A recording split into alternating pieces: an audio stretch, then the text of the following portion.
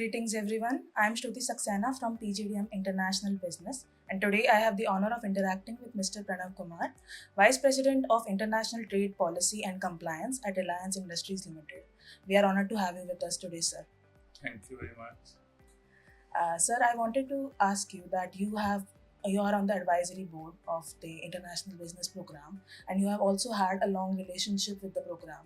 So, keeping this in mind, would you think that the students are ready to face the challenges that the global business environment poses? And have you observed any positive changes in the program since?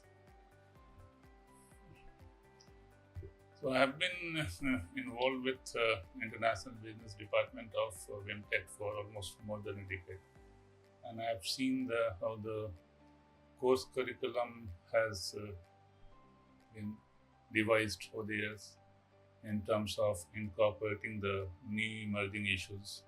Of course, today also I explained you about three issues: that is sustainability, the geopolitical disturbances, and of course the protectionism, rise of protectionism. So of course that will keep happening because as I said that international business environment is very dynamic.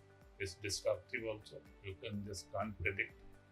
So I've seen that changes being incorporated in the curriculum, and students are also taking keen interest. Student and faculty members both also. Even today also, when after lecture when I met your course coordinator, he was discussing how to further revise and make the course structure more relevant, keeping in mind the global business environment, which is of course very challenging, and in that aspect we have to strategize keeping it, because those changes are not in your control. You have to take it and see how best you can respond in keeping in mind your own business interest, national interest as well.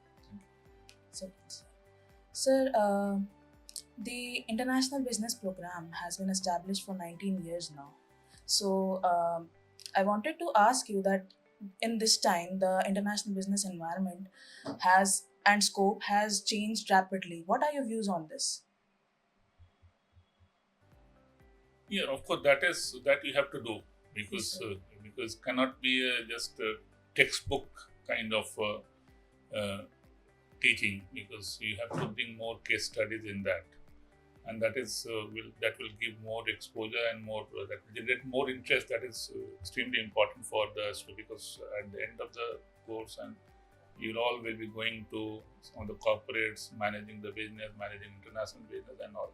So more and more exposure if you get on the case studies to examine and learn the case studies, and you will find many. Yes, Because this, as I said, that the situations which are evolving. For last year, you have seen there are many such. For instance, trade war with China, COVID has happened, the war situation, then again the election in US, our own political difference with China, China plus one policy. We are talking about making the supply chain resilience. So there are many issues which you have to deal with it. You have to learn. You have to practice, and then accordingly strategize. Yes. Sir, with the market dynamics in constant flux, what skills do you think will be relevant in the coming times? And is there any field or sector that we as international business students should focus on to face the oncoming challenge? So one very important thing is that you have to be at the top of the information. Because information is key, the data is key, and that's why we call it the data is the new oil.